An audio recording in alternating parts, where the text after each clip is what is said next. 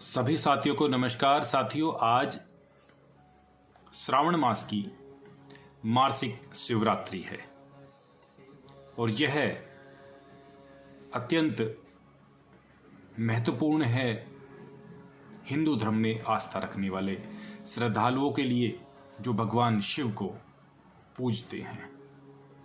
श्रावण माह क्यों महत्वपूर्ण है?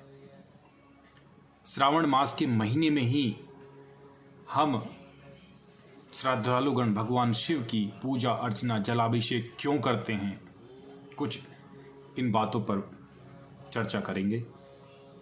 हालांकि आप सभी जानते हैं कि ऐसा क्यों होता है, लेकिन मैं केवल दोहरा रहा हूं और अपने आने वाली जो जनरेशन है वह YouTube पर अनेकों प्रकार के सॉन्ग, बहुत सारी चीज़ें जो बेफालतू की हैं, जिनसे उनका कोई मतलब भी नहीं है, सर्च करते हैं, लेकिन अपने धर्म के प्रति वह कितने जागरूक हैं, कि कितनी उनको चेतना है, यह वह कभी भी नहीं सोचते।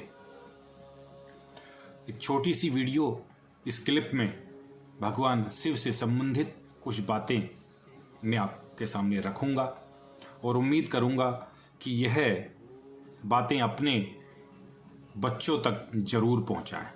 हालांकि ये सब कुछ मैंने भी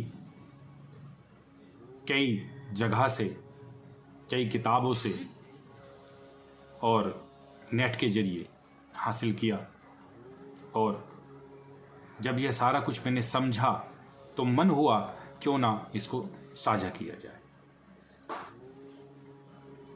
तो जैसा आप जानते हैं, आज दिनांक है 26 जुलाई 2022, यानी कि भगवान शिव का यह महीना। श्रावण के महीने में मासिक शिवरात्रि कृष्ण पक्ष की त्रयोदशी को मनाई जाएगी, यानी भगवान शिव के जलाभिषेक 26 जुलाई को होगा। यानी कि आज शिव भक्त कांवड़िए और भगवान शिव में आस्था रखने वाले सभी श्रद्धालु भगवान शिव को जल अर्पण कर उनका जलाभिषेक कर रहे हैं। और श्रावण मास हिंदू कैलेंडर में 5वें स्थान पर आता है और इस मास के साथ ही वर्षा ऋतु आरंभ हो जाती है, जिसे हम चौमासी के नाम से जानते हैं। श्रावण मास में ऐसा क्या खास है कि भगवान शिव को यह महीना अत्यंत प्रिय है? इसके पीछे कुछ पौराणिक कथाएं हैं, धार्मिक कथाएं हैं।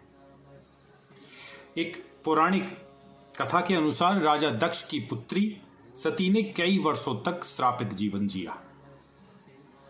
इसके बाद उन्होंने हिमालय राज के यहां पार्वती के रूप में जन्म लिया।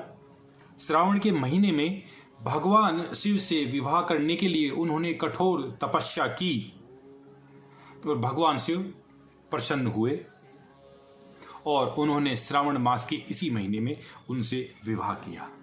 तो यह महीना इस वजह से भी अत्यंत महत्वपूर्ण है कि इस महीने में शिव ने मां पार्वती को एक पत्नी के रूप में स्वीकार किया। और यहां एक मान्यता यह भी है कि भगवान शिव अपनी ससुराल यानी पृथ्वी लोक पर आकर उन्होंने अपनी ससुराल में विचरण किया और उनके आने पर उनके स्वागत में उनका जलाभिषेक किया गया, जो परंपरा आज तक पृथ्वीलोकवासी जारी करे हुए हैं।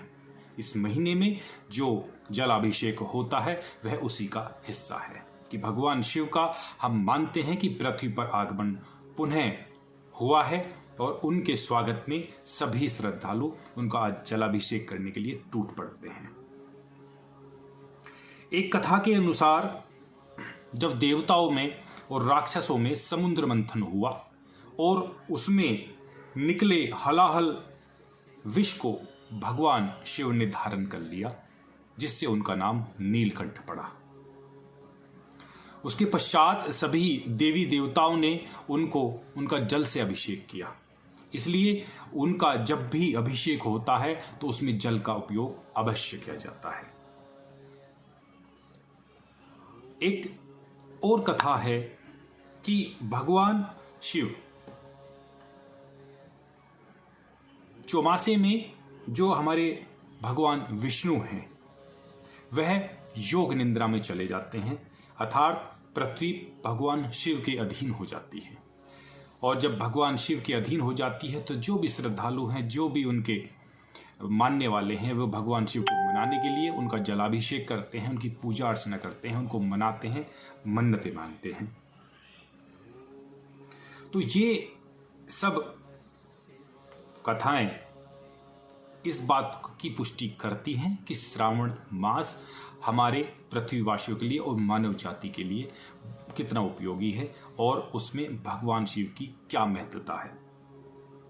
वैसे तो भगवान शिव के 108 नाम हैं जिनको हम ढूंढ सकते हैं, सर्च कर सकते हैं, लेकिन भगवान शिव के 1008 नाम भी हैं जिनमें उनके अलग अलग रूप का वर्णन है। वैसे हम देखें ज्योतिर्लिंगों का जब भी वर्णन होता है तो हमारे भारतवर्ष में 12 ज्योतिर्लिंग हैं जहां साक्षात भगवान शिव वास करते हैं। हिंदू संस्कृति के अनुसार ज्योतिर्लिंगों के दर्शन करना भगवान शिव को साक्षात देखने के बराबर है। आज के शुभ पावन पर्व पर एक बार इन नामों को दोहरा लेते हैं।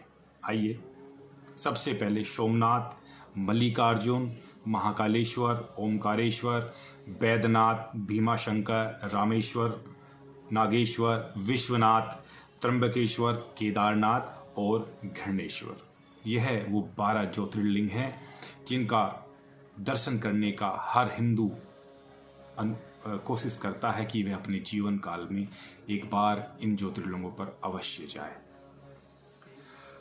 और अंत में कालों के काल महाकाल के लिए 2 शब्द मैं कहना चाहूंगा, उनके चरणों में रखना चाहूंगा कि जिनके हाथ में त्रिशूल विराजे, जिनके हाथ में त्रिशूल विराजे और गले में सर्प की माला साजे और नंदी की सवारी हो जिनकी और आसन बना शेर की छाल है, थक जाए जब जीवन, थक जाए जब जीवन और सामने खड़ी मौत भी टल जाए, ऐसे कालों के काल मेरे महाकाल हैं।